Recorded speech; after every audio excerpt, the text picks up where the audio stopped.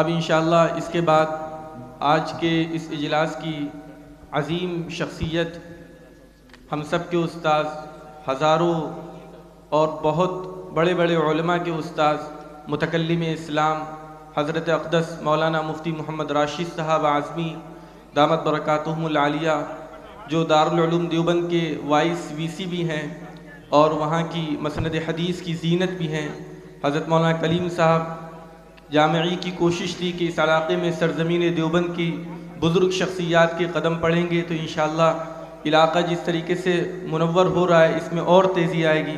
ہم حضرت والا کے انتہائی شکر گزار ہیں کہ حضرت والا مستقل اسفار پر ہیں اور آپ نے عاشق العلوم کے اس سالانہ اجلاس کے لیے موقع فراہم کیا۔ اللہ تعالی حضرت والا کی عمر میں خوب برکت عطا فرمائے۔ اس شعر کے ساتھ حضرت والا کو خطاب کے لیے مدعو کر رہے ہیں کہ تیرے سینے میں ہے پوشیدہ راز زندگی کہہ دے، تیرے سینے میں ہے پوشیدہ راز زندگی کہہ دے، مسلمان سے حدیث سوز و ساز زندگی کہہ دے۔ ہم سب کے مخدوم گرامی حضرت مولانا مفتی محمد راشد صاحب اعظمی دامت برکاتہم العالیہ۔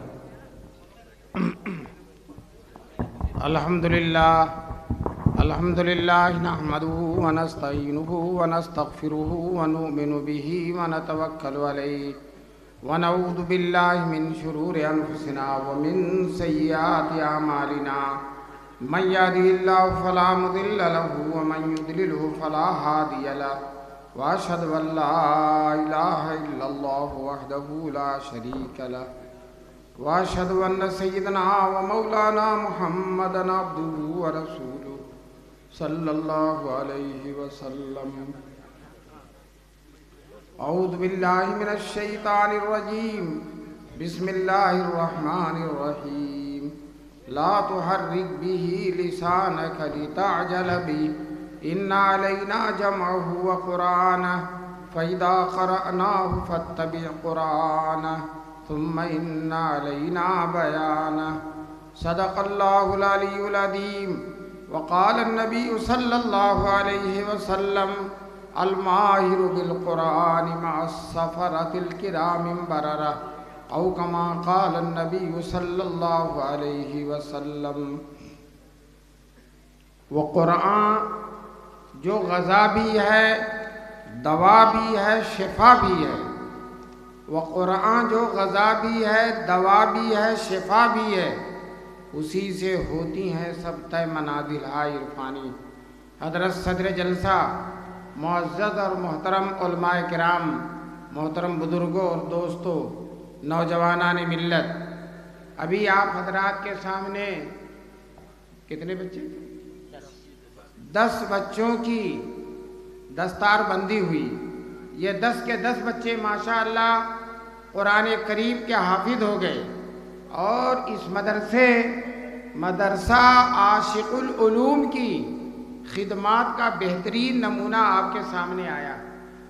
ماشاءاللہ بہت سے مدرسے دیکھے لیکن اس نام کا مدرسہ نہیں دیکھا، مدرسہ عاشق العلوم، بس ایک ہی نام اور رہ گیا ہے، معشوق العلوم۔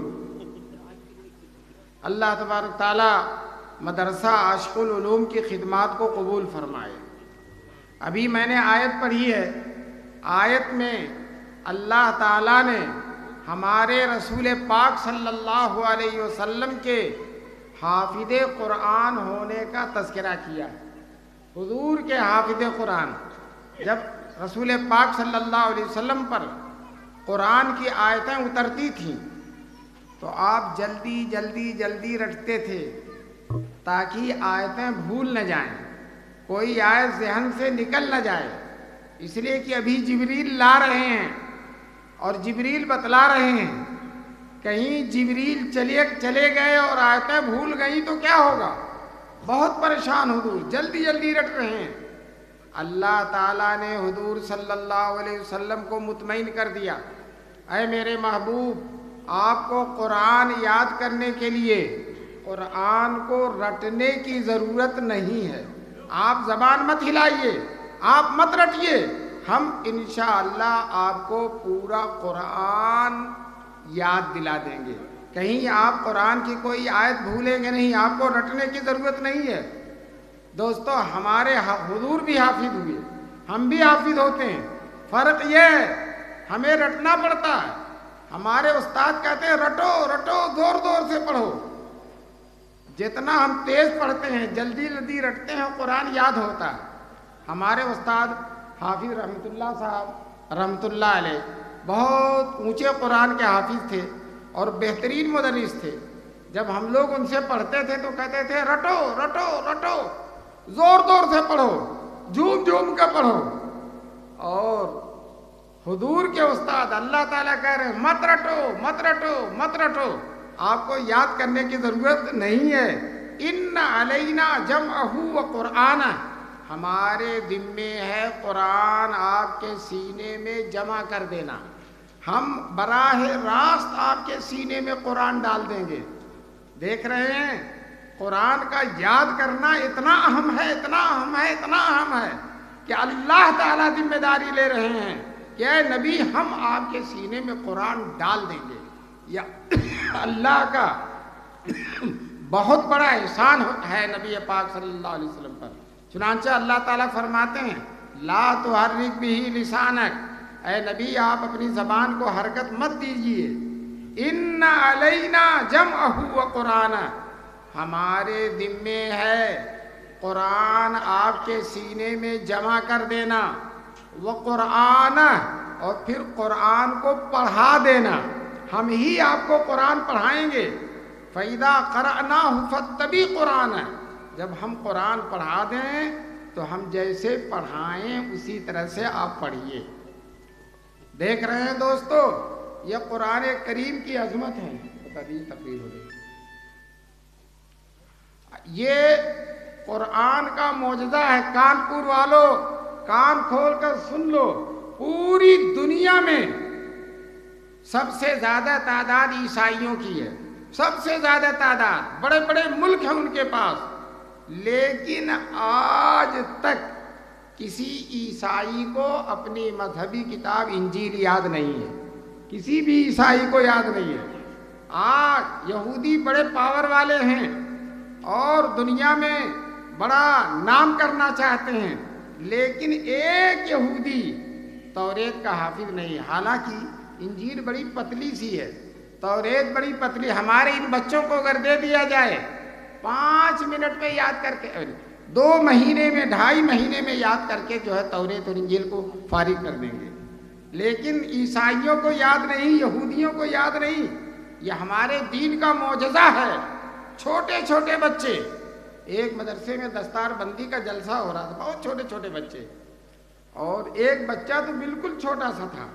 میں نے کہا تو ناظرہ پڑھا ہے؟ سینہ تان کا کہتا نہیں میں حافظ ہوں، میں ناظرہ نہیں پڑھا، میں حافظ ہوں۔ قرآن کا معجزہ ہے، چھوٹے چھوٹے بچوں کو قرآن یاد۔ بعض بچے تو اتنے چھوٹے ہوتے ہیں لگتا ہے کہ اپنی ضرورتیں پوری نہیں کر سکتے، بہت چھوٹے بچے ہوتے ہیں، لیکن ماشاءاللہ قرآن کے حافظ ہو جاتے ہیں، فر قرآن پڑھتے ہیں۔ دوستو انگریزوں کے زمانے میں جب ہندوستان میں انگریزوں کی حکومت ہو گئی، انگریزوں نے یہ طے کر لیا کہ قرآن کو مٹا دینا ہے۔ برطانیہ کی پارلیمنٹ میں یہ منظور ہو گیا کہ اگر ہندوستان پر اپنی حکومت رکھنی ہے تو قرآن کو مٹانا پڑے گا، ختم کرنا پڑے گا۔ چنانچہ تجویز منظور ہو گئی، پورے ہندوستان میں وزارت قائم ہو گئی قرآن کو جلانے کے لیے۔ دوستو دیوبند کے قریب ایک بستی ہے پانی پت، وہاں ہر گھر میں حافظ، ہر بچہ حافظ، بیوی اور شوہر بھی حافظ، اگر گھر میں 10 بچے ہیں تو سب کے سب حافظ۔ دوستو ایک انگریز افسر وہاں قرآن جلانے کے لیے متعین تھا، ایک مسلمان نے اس انگریز افسر کی دعوت کر دی۔ جب دعوت کھا چکا تو اس سے کہا ہمارے ہاں دستور ہے کہ ہم معزز مہمان کو اپنا مذہبی کلام، مذہبی قرآن شریف سناتے ہیں، آپ سنو گے؟ ہم اعزاز کرتے ہیں قرآن سنا کر۔ تو اس انگریز افسر نے کہا ہاں ہم سنیں گے۔ محلے کے چھوٹے چھوٹے بچوں کو اکٹھا کر دیا، 20 بچے چھوٹے چھوٹے، کہا یہ سب حافظ ہیں، آپ جس سے چاہو سنو۔ اس نے ایک چھوٹے سے بچے سے کہا قرآن سناؤ، اس نے اعوذ باللہ بسم اللہ کہہ کے فرفر پڑھنا شروع کر دیا۔ دوستو جب قرآن یاد ہوتا ہے پڑھنے میں اتنا مزہ ملتا ہے کہ روکو تب بھی نہیں رکتا۔ چنانچہ جن کو قرآن اچھا یاد ہوتا ہے رمضان میں آپ تجربہ کریں گے تراویح میں پڑھتا چلا جاتا ہے، یہ نہیں دیکھتا کہ پیچھے والوں کا پیر بھی دکھ رہا، کھڑے تھک گئے، پڑھتا ہی چلا جاتا ہے۔ اس کو پڑھنے میں لذت ملتی ہے، لطف ملتا ہے۔ اب وہ بچہ اعوذ باللہ بسم اللہ کہہ کے فرفر پڑھنا شروع کیا۔ انگریز حیران ہے، میں ہی قرآن جلاتا ہوں اور میرے ہی سامنے یہ بچہ قرآن پڑھتا چلا جا رہا ہے۔ اس نے دھوس جمانے کے لیے کہا غلط پڑھ رہے ہو۔ بچہ بڑی جرات کے ساتھ کہتا ہے چچا تم غلط ٹوک رہے ہو، میں صحیح پڑھ رہا ہوں۔ دوسرا بچہ، تیسرا بچہ، سارے بچے بول پڑے چچا تم نے غلط ٹوکا، یہ صحیح پڑھ رہا۔ چچا کی تو حالت خراب ہو گئی۔ اس نے کہا ہم قرآن کو جلا تو سکتے ہیں لیکن ان معصوم سینوں سے ہم قرآن کو کیسے ختم کر سکتے ہیں؟ چنانچہ اسی دن سے وہ تجویز ختم ہو گئی۔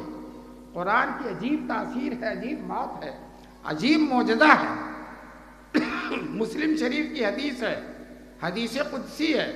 اللہ تعالیٰ فرماتے ہیں اے نبی صلی اللہ علیہ وسلم ہم آپ کو ایسا قرآن دیں گے جس کو سویا ہوا بھی پڑھے گا اور جاگا ہوا بھی پڑھے گا۔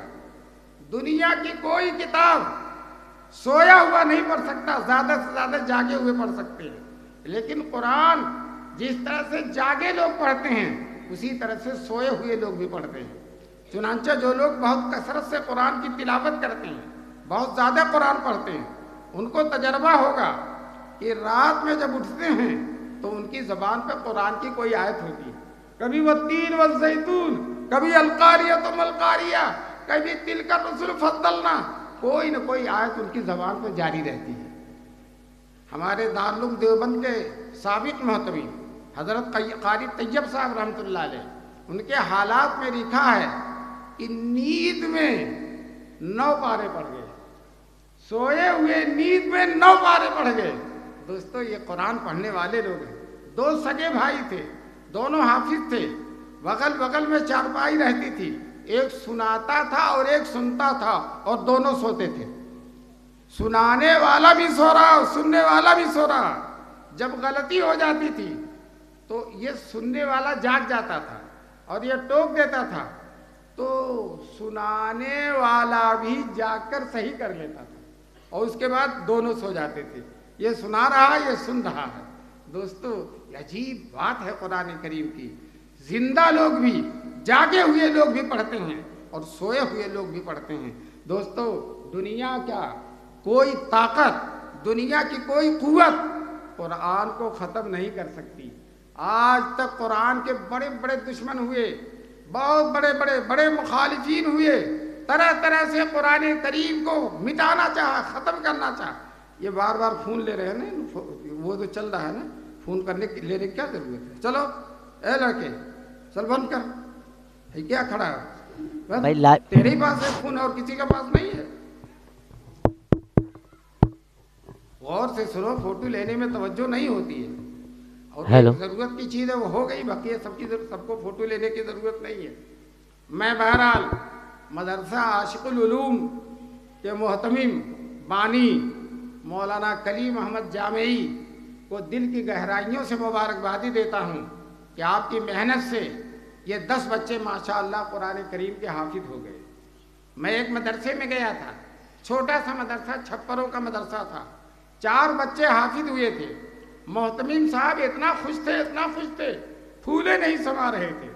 جب رپورٹ سنانے کا وقت ہوا تو کھڑے ہو کر رپورٹ سنا رہے ہیں اور چھپروں کی طرف اشارہ کر رہے ہیں کہ دیکھو ان چھپروں نے 4 بادشاہ پیدا کیے، ان چھپروں نے 4 بادشاہ پیدا کیے۔ میں آپ سے بتاتا چاہتا ہوں کہ ان حافظ قرآن کا بادشاہ مقابلہ نہیں کر سکتا۔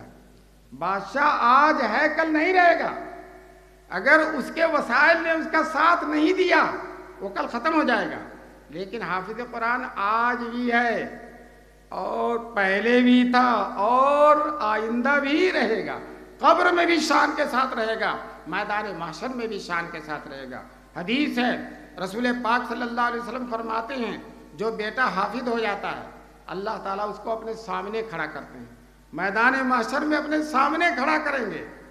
دوستو اللہ کے سامنے کھڑا ہونا یہ بہت بڑی سعادت کی بات ہے۔ علماء کہتے ہیں جنت کی ساری نعمتیں اپنی جگہ پر، لیکن سب سے بڑی نعمت اللہ کا دیدار ہے۔ جنت میں سب سے بڑی نعمت اللہ کا دیدار ہے۔ ہفتے میں ایک دن اللہ کے دیدار کا بازار لگے گا جنت میں، اور سارے جنتی وہاں اکٹھا ہو جائیں گے اور اللہ اپنی تجلی فرمائیں گے اور سب لوگ اللہ کی زیارت کریں گے۔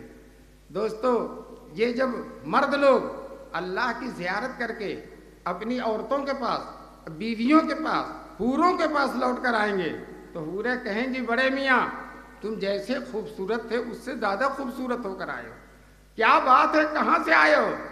تو وہ کہیں گے ہم اللہ کا دیدار کر کے آئے، اللہ کی زیارت کر کے آئے ہیں، اللہ کے جمال جہاں آرا کو ہم دیکھ کر آئے ہیں، اس کے حسن کی تازگی سے ہمارے چہرے میں بھی حسن و شادابی پیدا ہو گئی ہے۔ تو وہ عورتیں کہیں گی آپ کو تو بازار میں جانا پڑا، اللہ نے ہم کو یہیں بیٹھے بیٹھے اپنی زیارت کرا دی، ہم نے یہیں اپنے حجرے میں اللہ کی زیارت کر دی۔ دوستو اس حدیث سے پتہ چلتا ہے کہ جنتی عورتیں بازار میں نہیں جاتی۔ جنتی دیکھیے جنت میں بھی عورتوں کو بازار میں نہیں جانے دیا۔ تو دوستو اس سے عورتیں سبق حاصل کریں کہ جن عورتوں کو جنتی بننا ہے وہ دنیا میں بھی بازاروں میں نہ گھومیں، آخرت میں جب جنت میں ان کو اللہ کے دیدار کے بازار میں نہیں جانے دیا جا رہا ہے، گھر ہی بیٹھے بیٹھے اللہ کی زیارت کرا دی جا رہی ہے، تو دنیا میں ان کو بازار میں جانے کی کہاں سے اجازت ہوگی؟ بہرحال دیکھیے سب سے بڑی نعمت اللہ کا دیدار ہے، اور یہ حافظ قرآن اللہ کے سامنے کھڑا ہو جائے گا۔ بتاؤ اللہ کو دیکھے گا کہ نہیں دیکھے گا؟ اللہ کو دیکھے گا، اللہ اس سے کہے گا پڑھو، وَأَعُوذُ بِاللَّهِ بسم اللہ کہہ کر اللہ کے سامنے پڑھنا شروع کرے گا۔ اللہ اس کے باپ کو بھی بلائیں گے اور باپ بھی بیٹے کے ساتھ کھڑا ہوگا، بیٹا ایک آیت پڑھے گا اور باپ کا ایک درجہ بڑھے گا، بیٹا پڑھتا جائے گا اور باپ کا درجہ بڑھتا چلا جائے گا۔ ہمارے دارالعلوم دیوبند کے سابق شیخ الحدیث حضرت مفتی سعید صاحب رحمۃ اللہ علیہ، اللہ ان کی قبر کو نور سے بھر دے، اس حدیث کو جب سناتے تھے تو بطور لطیفہ فرماتے تھے ڈنڈا کھایا بیٹے نے اور درجہ بڑھ رہا باپ کا، ڈنڈا کھایا بیٹے نے اور درجہ بڑھ رہا کس کا؟ باپ کا۔ یہ مفتی صاحب اس بات کی طرف اشارہ کر رہے ہیں، یہ جو چھوٹے چھوٹے بچے اتنی آسانی سے حافظ نہیں ہوتے، فجر سے 1 گھنٹہ پہلے اٹھ جاتے ہیں اور وضو کر کے مسجد میں یا درسگاہ میں پہنچ جاتے ہیں، اور حافظ صاحب بھی بڑی شان کے ساتھ آ کر اپنے مسرت پر بیٹھ جاتے ہیں، اور فجر سے پہلے یہ بچہ سبق سنانے جاتا ہے، سناتا ایک غلطی تو معاف کر دیتے ہیں، دوسری غلطی پر تھپڑ لگاتے ہیں، چھڑی لگاتے ہیں، تھپڑوں کا ناشتہ دیتے ہیں۔ تو اسی بات کی طرف مفتی صاحب نے اشارہ کیا، ڈنڈا کھایا بیٹے نے اور درجہ بڑھ رہا باپ کا۔ باپ کا درجہ کیوں بڑھ رہا؟ باپ نے قربانی دی ہے، باپ نے اپنے بیٹے کو انگلش میڈیم میں نہیں بھیجا، باپ نے سرکاری اسکولوں میں نہیں بھیجا، سعودی عرب کمانے کے لیے نہیں بھیجا، اور کارخانوں میں ملازم نہیں رکھا، سڑکوں اور گلیوں میں آوارہ گھومنے کے لیے نہیں چھوڑ دیا، بلکہ باپ نے لا کر مدرسہ عاشق العلوم میں داخلہ کرا دیا، مدرسے عاشق العلوم میں داخلہ کرا دیا۔ اب اس داخلے کا صلہ یہ ہے کہ اللہ تبارک تعالیٰ باپ کا بھی درجہ بڑھا رہے ہیں، حالانکہ پڑھا اس نے نہیں، پڑھا تو بیٹے نے، لیکن وہ ذریعہ بن گیا اس کے حافظ ہونے کا، اللہ اس کا بھی درجہ بڑھا رہے ہیں۔ دوستو اس وقت جن کے 6 بیٹے ہوں گے، 7 بیٹے ہوں گے اور ایک کو بھی حافظ نہیں بنایا، وہ کفے افسوس میں لیں گے کاش کہ ہم اپنے ایک بیٹے کو حافظ بنا دیتے۔ دوستو اتنی بڑی دولت ہے، اتنی بڑی دولت ہے۔ میرے والد صاحب رحمۃ اللہ علیہ کہتے تھے حفظ قرآن اتنی بڑی دولت ہے کہ ماں باپ بچے کے حافظ ہونے پر اس کی خوشی میں جتنا بھی خرچ کر دیں کم ہے، جتنا بھی خرچ کر دیں کم ہے۔ ہمارے دارالعلوم دیوبند کے بانی حضرت مولانا قاسم نانوتوی رحمۃ اللہ علیہ، آج جن کا فیض پوری دنیا میں جاری ہے، جنہوں نے دارالعلوم دیوبند کو قائم کیا، بچپن میں خواب دیکھا تھا میں خانہ کعبہ کی چھت پر ہوں اور میرے جسم سے دودھ کی نہریں نکل نکل کر ہر طرف جا رہی ہیں۔ کسی عارف کامل نے اس خواب کی تعبیر بتلائی تھی، یہ بچہ بڑا ہو کر انشاءاللہ حضور پاک صلی اللہ علیہ وسلم کے دین کی ایسی خدمت کرے گا جس کا چرچا پوری دنیا میں ہوگا، جس کا اثر پوری دنیا میں ہوگا۔ دوستو آج یہی بات ہے، امام حرم جو سب سے بڑے امام ہیں حرم کے، وہ دارالعلوم دیوبند تشریف لائے تھے۔ اپنی تقریر میں انہوں نے کہا میں دنیا کے ہر ملک میں گیا اور جس ملک میں بھی گیا دارالعلوم دیوبند کا فیض سورج اور چاند کی طرح چمکتا ہوا نظر آیا۔ دوستو اسی دارالعلوم دیوبند کے بانی مولانا قاسم نانوتوی رحمۃ اللہ علیہ، ایک ہی بیٹے تھے ان کے حافظ احمد صاحب، ایک ہی تنہا بیٹے تھے۔ اور ہمارے اگر ایک بیٹا ہو تو ہم بڑی کوشش کر کے اس کو بڑی بھاری بھاری ڈگریاں دلائیں گے، لیکن مولانا قاسم نانوتوی نے اپنے اکلوتے بیٹے کو قرآن کریم کا حافظ بنایا۔ جب وہ حافظ ہو گئے مولانا اتنا خوش ہوئے کہ اپنے سارے دوستوں کی دعوت کر دی، جانور ذبح کیا، دوستوں کی دعوت کر دی اور سارے لوگوں کو کھلایا۔ حالانکہ مولانا بہت کشادہ دست نہیں تھے، لیکن اتنی خوشی ہوئی کہ سارے لوگوں کی دعوت کی۔ اب جب دعوت کھلا کر فارغ ہوئے، اپنے بیٹے حافظ محمد احمد کو تنہائی میں بلا کر کہا بیٹے میں نے اپنے لیے تم کو حافظ بنایا ہے، اپنے لیے، اس کو یاد رکھنا۔ چنانچہ حافظ محمد احمد صاحب رحمۃ اللہ علیہ جب تک زندہ رہے مغرب کے بعد 1-2 رکعت میں 1 پارہ پڑھ کر اپنے والد کی روح کو ایصال ثواب کرتے رہے جب تک زندہ رہے۔ اور قرآن کے ایک حرف پر 10 نیکی ملتی ہے، اور حضور فرماتے ہیں جو لفظ مل گئے ہیں وہ الگ الگ، الف لام میم، یہ ایک نہیں بلکہ الف الگ ہے، لام الگ ہے، میم الگ ہے، اور ہر حرف پر 10 نیکی ملتی ہے۔ دوستو قبر میں کتنی نیکی پہنچ رہی ہوگی باپ کی، کتنی نیکی، یہ سعادت کی بات ہے، یہ رتبے کی بات ہے۔ ورنہ آپ اگر بیٹے کو حافظ نہیں بنائیں گے، عالم نہیں بنائیں گے، میں سچ کہتا ہوں بہت بڑا ڈاکٹر ہو جائے گا اور بہتر ہے کہ ہو گیا، بہت بڑا انجینئر ہو جائے گا، اپنا خوب کمائے گا کھائے گا، باپ کو کبھی بھی یاد نہیں کرے گا، کبھی بھی ان کے لیے دعائے مغفرت اور ایصال ثواب نہیں کرے گا۔ لیکن یہ عالم اور حافظ الحمدللہ اتنے وفادار ہوتے ہیں، پوری زندگی ماں باپ کو نہیں بھولتے، ہر نماز کے بعد دعا کرتے ہیں اللہ میرے ابا اور اماں کی مغفرت فرما۔ جب حج کرنے جاتے ہیں عرفات میں، منی میں، مزدلفہ میں غلاف کعبہ پکڑ کر میزاب رحمت کے نیچے ہر جگہ دعا کرتے ہیں اللہ میرے ابا اور اماں کی مغفرت فرما۔ جلال الدین سیوطی رحمۃ اللہ علیہ بڑے عالم گزرے ہیں، انہوں نے اپنی کتاب میں واقعہ لکھا ہے، ایک لڑکا حافظ قرآن تھا، روزانہ اپنی اماں کی قبر پر جا کر قرآن پڑھتا تھا، روزانہ 1 پارہ آدھا پارہ پڑھتا تھا۔ میں نے حافظوں کو دیکھا ہے قبرستان ابا کی تلاش کر کے جاتے ہیں اور وہاں قرآن پڑھتے ہیں۔ چنانچہ اپنی ماں کی قبر پر وہ حافظ قرآن پڑھتا تھا۔ ایک دن اماں خواب میں آئی، خواب میں آ کر اماں نے کہا بیٹے جب تو میری قبر پر آیا کر، آتے ہی قرآن نہ پڑھا کر، تھوڑی دیر رک جایا کر۔ حافظ عالم بڑے تیز ہوتے ہیں، ذہن بہت تیز ہوتا ہے نا ان کا، جب قرآن سینے میں آ گیا ہے تو ان کے حافظے اور دماغ کا کوئی کتنا رتبہ بڑھ جاتا ہے، کتنی شان ہو جاتی ہے، اس کا کوئی اندازہ نہیں لگا سکتا۔ چنانچہ خواب ہی میں بیٹا کہتا ہے اماں آپ ایسا کیوں کہہ رہی ہیں کہ میں آپ کی قبر پر آؤں تو قرآن جو ہے فوراً نہ پڑھوں، تھوڑی دیر رک کر پڑھوں۔ بیٹے سے ماں نے کہا کہ بیٹے میری قبر پر آیا کر تو 1 منٹ رک جایا کر تب قرآن پڑھا کر۔ تو اماں سے پوچھا اماں ایسا کیوں کہہ رہی ہیں آپ؟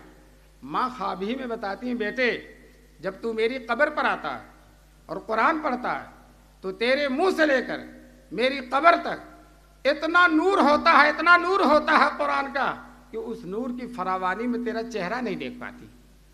دوستو یہ نور کون دے گا؟ یہ حافظ دے گا، عالم دے گا۔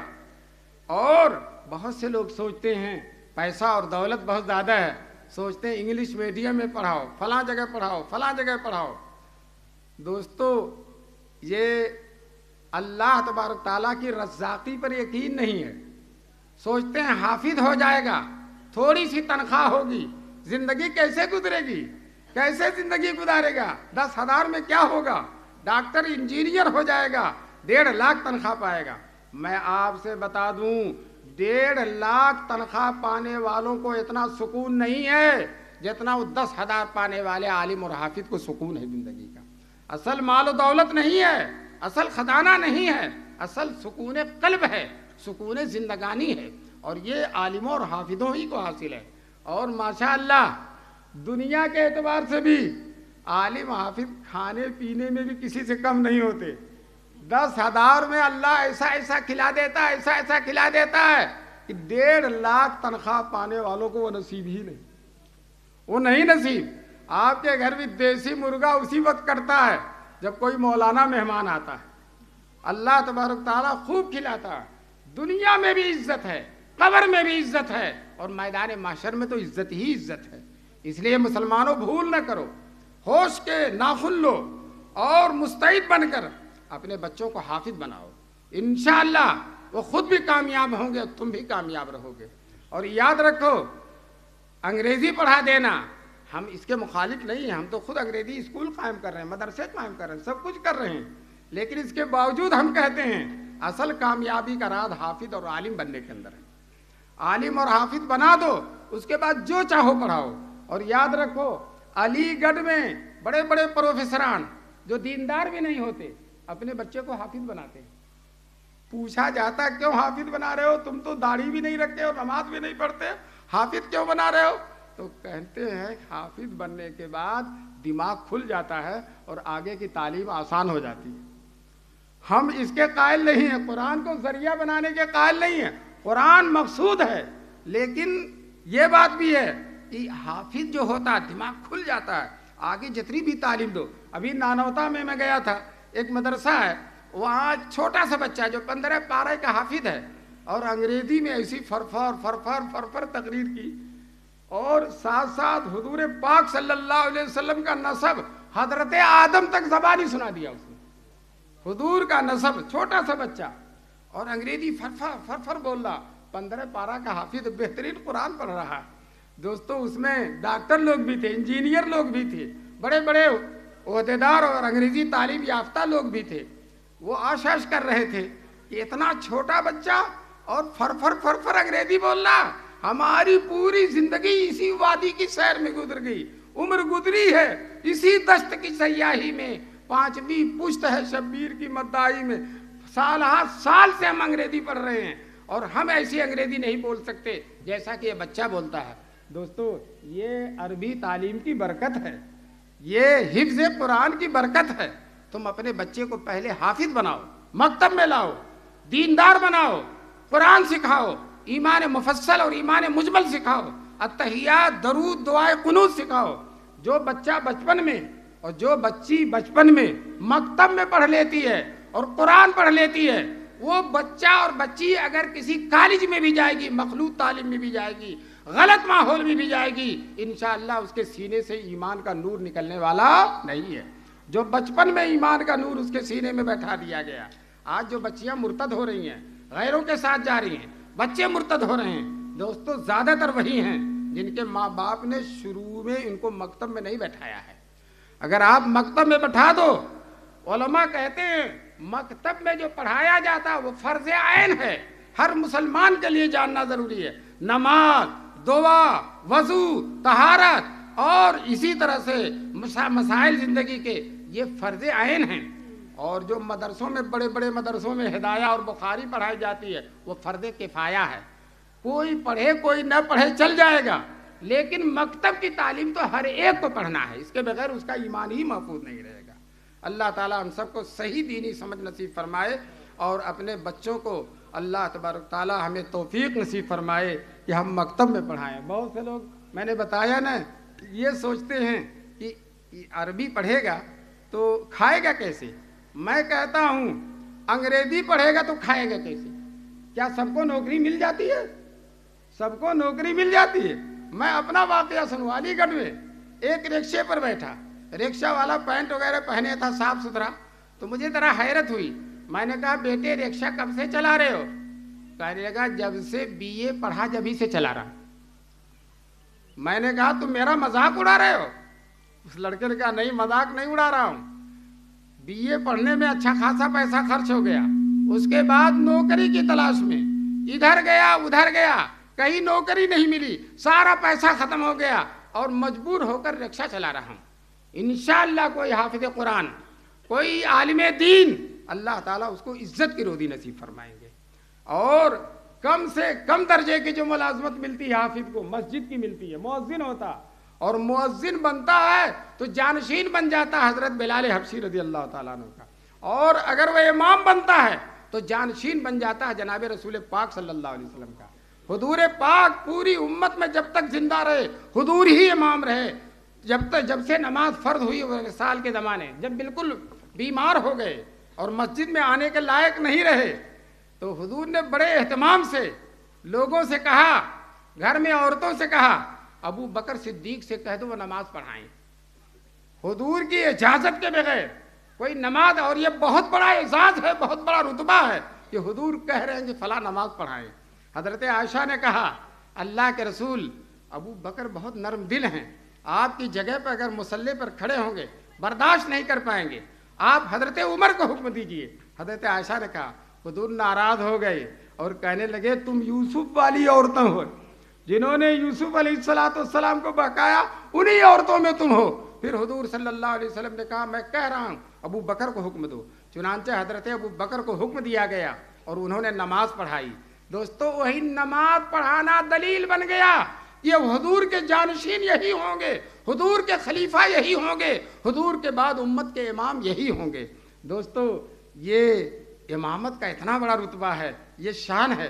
کسی شاعر نے حضرت ابو بکر صدیق کے امامت کا تذکرہ کرتے ہوئے شعر میں کہا ہے کہ جناب سرور کونین اب مسجد نہ آتے تھے, نماز اب حضرت صدیق اکبر ہی پڑھاتے تھے.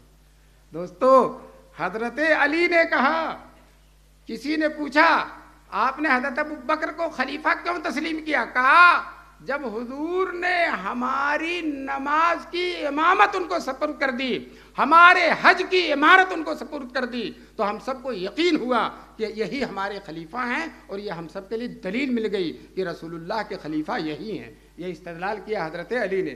میں آپ سے بتانا یہ چاہتا ہوں, بتاؤ امام کس کا خلیفہ بن جاتا؟ رسول کا. اور مؤذن کس کا خلیفہ بن جاتا؟ حضرت بلال کا. تو بلال کی جو شان ہے اس کا عکس جمیل ہے مؤذن. رسول پاک صلی اللہ علیہ وسلم کا جو جلوہ ہے اس کا ایک ادنا سا نمونہ ہے امام.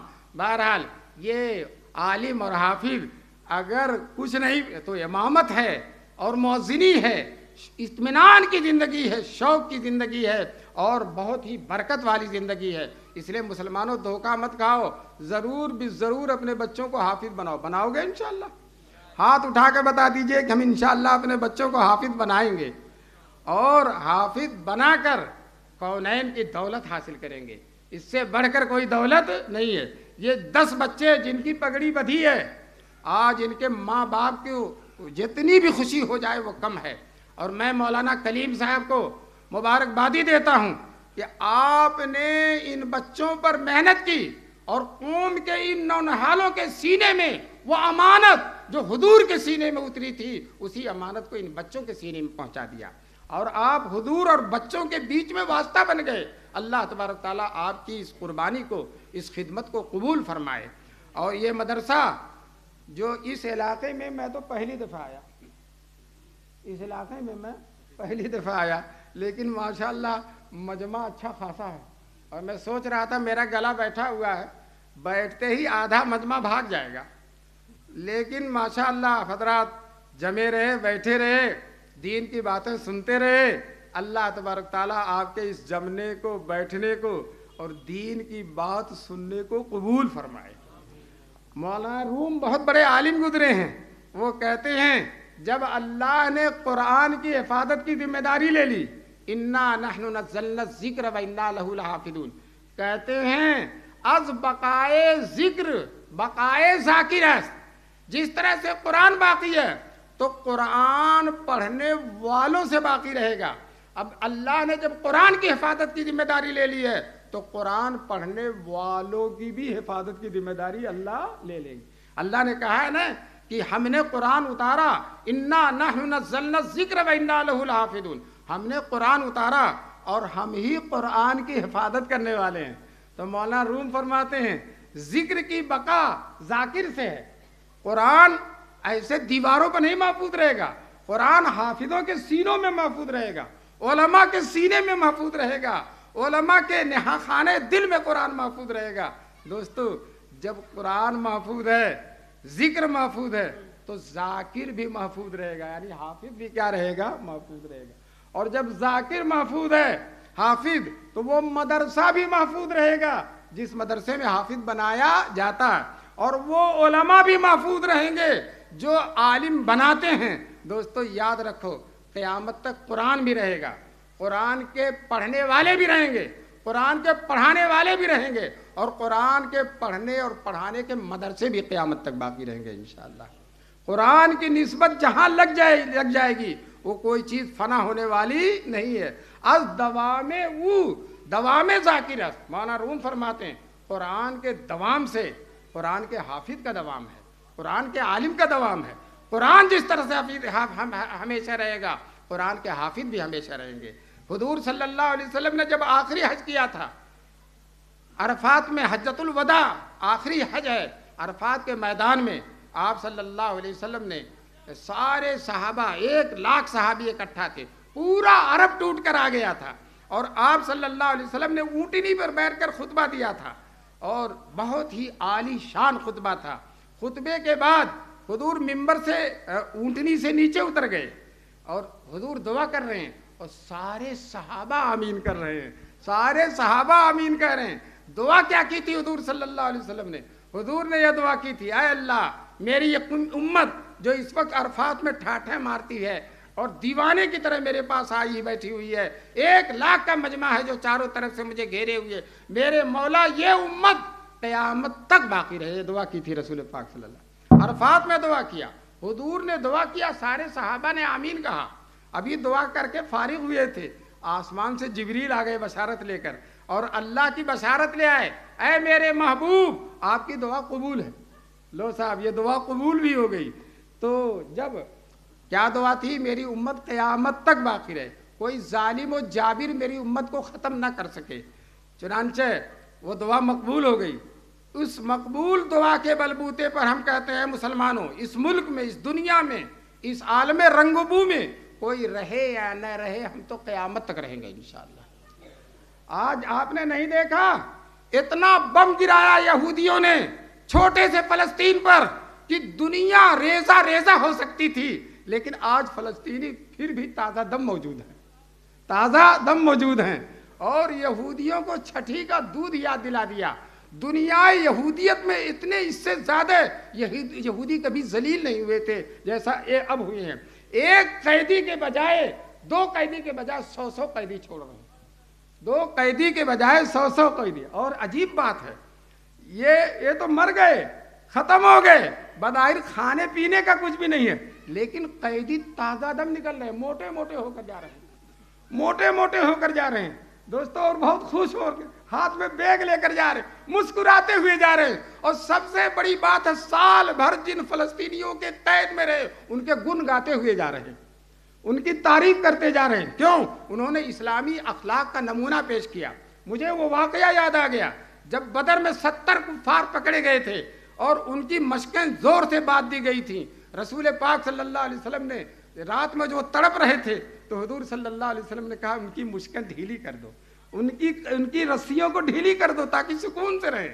تو جس طرح سے حضور نے سکون کے ساتھ اپنے قیدیوں کا رکھا، حضور کے ان دیوانوں نے، ان جانشینوں نے، حضور کے ان جیالوں نے حضور کی سنت پر عمل کرتے ہوئے قیدیوں کو اچھی طرح سے رکھا، اور ان ظالموں نے ہمارے قیدیوں کو کتنا ستایا۔ تو دیکھو دونوں کا نمونہ دیکھ لو، ایک طرف اسلام کا نمونہ ہے، ایک طرف یہودیت کا نمونہ۔ اسلام اچھے سے اچھا سلوک کرتا ہے۔ بہرحال میں عرض یہ کر رہا ہوں، یہ فلسطینی چھوٹے بچے قرآن کے عاشق ہیں، ان کا پیر کاٹا جا رہا ہے اور سن نہیں کیا جا رہا ہے زخموں کی وجہ سے، قرآن کی تلاوت میں مست ہیں اور ڈاکٹر ان کا پیر کاٹ لیتا ہے۔ تو یہ قرآن کی برکت ہے، یہ ایمانی اور روحانیت جو ان کے اندر آئی ہے یہ قرآن کی برکت ہے۔ آپ دیکھو ان کے زبان پر قرآن ہے، قرآن کی تلاوت کرتے ہیں، قرآن سے فائدہ حاصل کرتے ہیں، اور قرآن جو جرأت رندانہ پیدا کرنا چاہتا ہے وہ ان کے اندر موجود ہے۔ اللہ تبارک تعالیٰ ہم سب کو قرآن والا بنائے، اور قرآن کی جو نسبتیں ہیں اللہ تعالیٰ ان نسبتوں سے ہم کو نورانی فرما دے، منور فرما دے۔ اور پھر آخر میں یہی دعا کروں گا، اللہ ان 10 بچوں کو جس طرح سے حافظ بنے ہیں زندگی بھر حافظ رہنے کی توفیق نصیب فرمائے۔ یہ پگڑی باندھے جو بیٹھے ہیں سن لیں، حافظ ہو جانا آسان ہے اور حافظ رہ جانا آسان نہیں۔ حافظ ہو کر تجارت شروع کر دیا، رات دن تجارت کے چکر میں پڑھ ہی نہیں رہا تو 2-4 مہینے میں قرآن ختم ہو جائے گا۔ حضور نے فرمایا ہے قرآن پڑھتے رہو، تعاہدوا بالقرآن، قرآن پڑھتے رہو، ورنہ قرآن اگر چھوڑ دو گے تو اسی طرح سے غائب ہو جائے گا جس طرح سے اونٹ کی رسی چھوٹ جاتی ہے تو اونٹ غائب ہو جاتا ہے۔ اس لیے ان بچوں سے میں درخواست کرتا ہوں روزانہ 2 پارہ 3 پارہ 4 پارہ جتنا بھی ہو سکے قرآن کریم کی تلاوت کرتے رہو۔ اور دوسرے لوگوں سے درخواست کرتا ہوں اس مدرسے کی قدر کیجیے۔ یہ مدرسہ جو کانپور کے اس دور دراز علاقے میں، جہاں میں 20 سال سے کانپور میں آتا ہوں، یہاں نہیں آ سکا تھا، الحمدللہ مجھے میرے ساتھیوں نے بھی کہا یہ اس علاقے میں پہلی دفعہ آ رہے ہیں، لیکن انشاءاللہ ثم انشاءاللہ یہ علاقہ ان عالموں کی محنت کی وجہ سے بہت جلد اعلیٰ سے اعلیٰ دینی اور ایمانی اور روحانی ترقی حاصل کر لے گا انشاءاللہ، اور اس پورے علاقے میں لوگ مدرسے کی طرف رجوع ہوں گے۔ اور مولانا کلیم صاحب واقعتاً حضرت کلیم علیہ السلام کی طرح بڑی حکمت والے ہیں، اور انہوں نے سب کو جوڑ رکھا ہے۔ میں ایک جگہ گیا، وہاں سب غیر مسلم تھے، تو جو مولانا صاحب جلسہ کر رہے تھے انہوں نے ایک دن پہلے سارے غیر مسلموں کی دعوت کی، اور وہ کھا کر دوسرے دن آ کر خوب غور سے جلسہ سن رہے تھے۔ تو اسی طرح سے آپ سب کو لپیٹیے اور جو ہے سب کو اپنے ساتھ رکھیے، اور انشاءاللہ یہ جو اور لوگ ہیں جو مسلمان ہی کہلائے جاتے ہیں ان کا جلسہ ہوتا تو آج 50 سے زیادہ 100 سے زیادہ علماء دیوبند کو گالیاں ہو گئی ہوتی، لیکن الحمدللہ ہمارے اجلاس میں قرآن ہوتا ہے، حدیث ہوتی ہے، عشق رسول ہوتا ہے۔ ہم کبھی کسی کو برا بھلا نہیں کہتے، کبھی کسی کی بدخواہی نہیں کرتے، اور کبھی بھی کسی مسلمان کو ہم کافر نہیں کہتے، مسلمان کو مسلمان ہی رکھتے ہیں۔ اللہ تبارک تعالیٰ مولانا کی خدمات کو قبول فرمائے، اور یہ جو جلسہ ڈٹا ہوا ہے، اور لگتا ہے کہ میں ہٹ جاؤں گا لیکن یہ جلسہ ہٹے گا نہیں۔ بڑے غور سے سن رہا تھا زمانہ بڑے غور سے سن رہا تھا، ہم ہی ہٹ گئے داستاں کہتے کہتے۔ اللہ تبارک تعالیٰ ہم سب کو ان باتوں پر عمل کرنے کی توفیق نصیب فرمائے۔ وآخر دعوانا ان الحمدللہ رب العالمین۔ ماشاء اللہ، جزاکم اللہ تعالی خیر الجزا و احسن الجزا۔